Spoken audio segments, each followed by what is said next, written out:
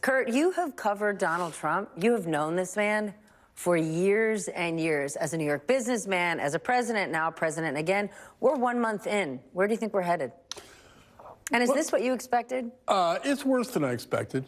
You know, with him, among other things, you have to determine how much is a lie, how much is bluster, how much is mental derangement, how much is, you know, ignorance. And you also, obviously, the bluster to he really does it ratio tends to be very high. So I'm a little surprised he is the Project 2025 agenda, which he said, I know nothing about it, I have nothing to do with these people, I don't know anything about it, is so manifestly what he's doing and following. So the fact that those kind of hard right ideologues that were Project 2025, who people didn't really think or at least I didn't, and many people, maybe everyone but Jason, believed that he wasn't really going to go all the way. But clearly he's gone all the way.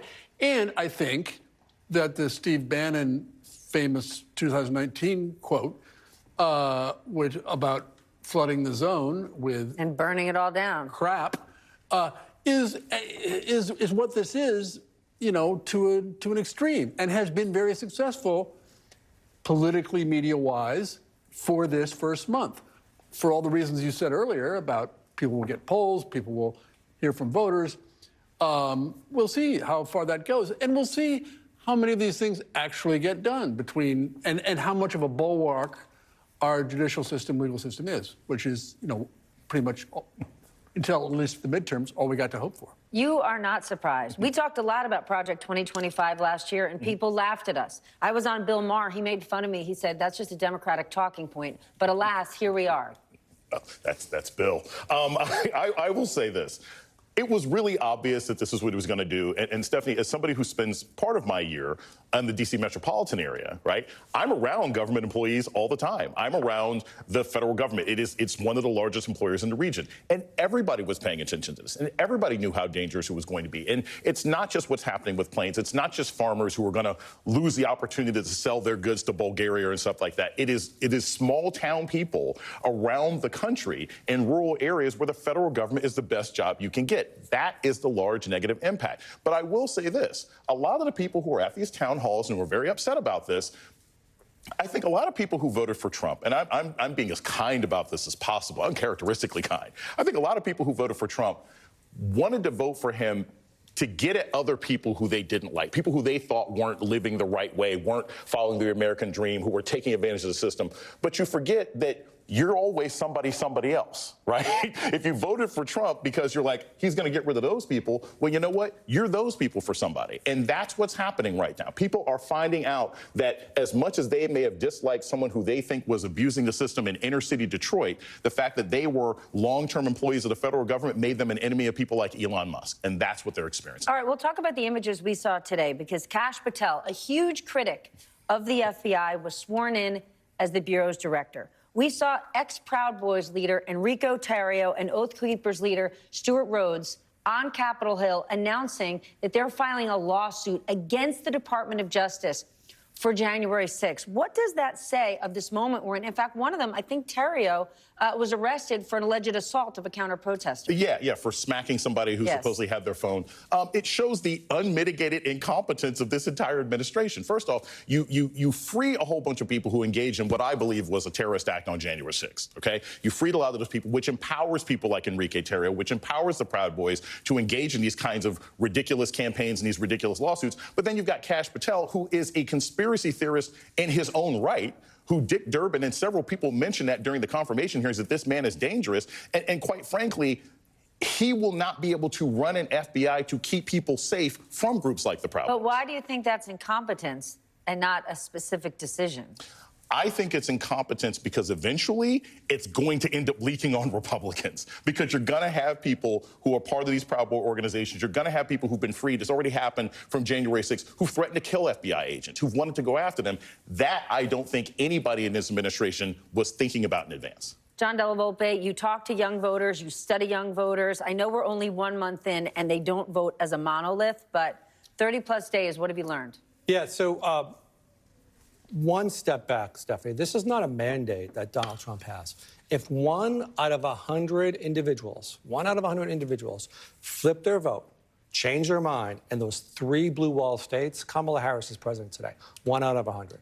Right? They could be younger people, they could be older people, they could be You better anybody. watch out, because President Trump likes to tune in, and he believes it was a landslide victory. So I'm just saying, watch yourself. so that's where we started from 1, okay? And part of that victory, though, unquestionably, was his strong support with younger men in particular, specifically this 18 to 22, 18 to 24-year-old cohort. I have one of those. He did 22, 24 points better than he did last cycle with this group. Okay, so that's the group that he invested 10 times as much as a Harris campaign, and it worked out. And is anyone turning on him yet? Or Yes, they're like, women I are like turning, this younger team. women. Oh. So a week before I did a poll at my company, a week before the inauguration, the weekend before the inauguration, he was in the 52, 53% range in terms of favorability going in. He's now in the low 40s, and most of that is driven by younger women. He's lost 2 or 3 points among younger men, but the backlash has been felt more dramatically with women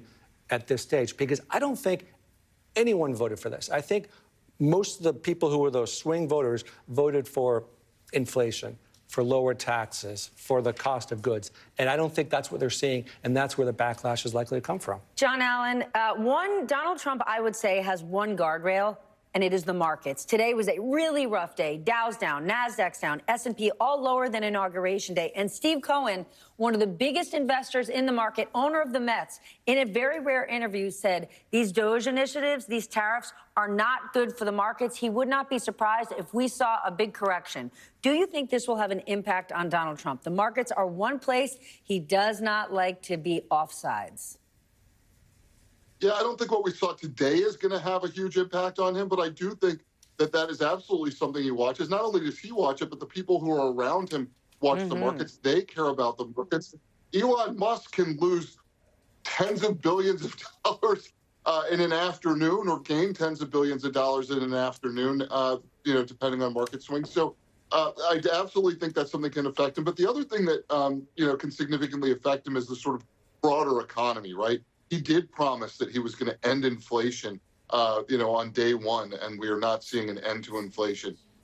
There is a reasonably good chance, I think, if you talk to economists, not just Steve Cohen, but talk more broadly to them, that there's going to be some pain upcoming. In fact, Trump has even started to warn about that a little bit. So I think what's going to affect him personally is hearing from investors who are angry about their stocks going down. I think what's going to affect him more on a political level is if this economy does not start going gangbusters as he promised. And by the way, he's firing a whole lot of people, and that's going to increase the rolls of unemployment.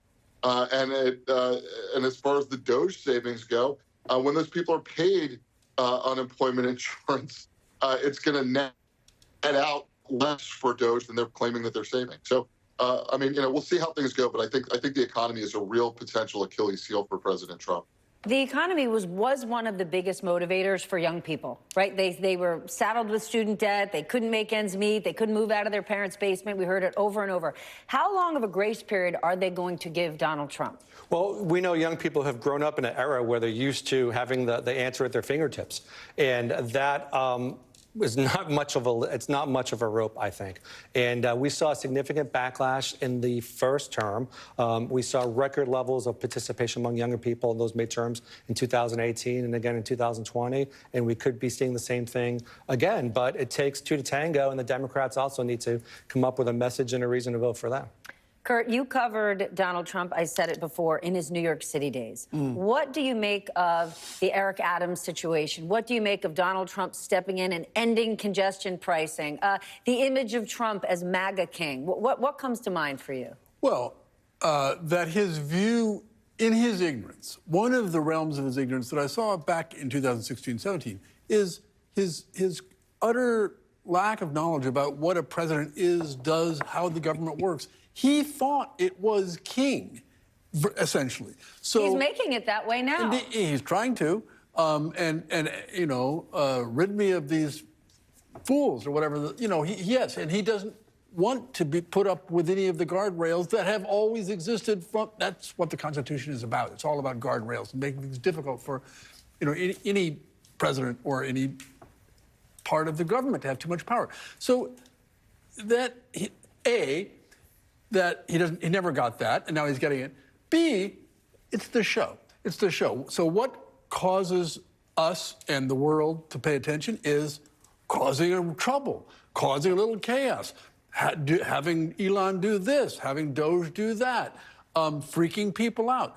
That's what makes the show, for better and for worse, interesting. That's my hunch about young men is, oh, lols, it's fun. Look at this guy. He's ripping things up. He's throwing things in the air. He's a, you know, they don't say change agent, but a guy who disrupts. So that's what he knows because, of course, when I started paying attention to him 40 years ago, 38 years ago, my sense of him immediately was like, I have never seen somebody whose need, whose addiction-like need for attention from the media and from the world was so intense. I mean, just like food, water, drugs, attention. So how can I get it now? How can I maintain it? And, you know, you wonder, well, is the fact that Elon Musk is getting even as much or more attention as he going to be a problem for him? We'll see. But that's when we say we're not surprised, it's all predictable. Because anything he does that will, oh, look at this, he's going to take Greenland. Oh, look at this, he's Panama Canal. He's calling Zelensky a dictator. I mean, what beyond impolitic, egregious thing can he say tomorrow or the next day to keep everybody riveted? So that's, I mean, if we had Trump fatigue before the election, I don't know, man. It seems to me that 33 days in, what is it going to be on 66 days and 99 days of that fatigue? We're not fatigued. We're paying attention. I know you have comments to make. We have to take a quick break. John Allen, thank you for joining us. You boys aren't leaving yet.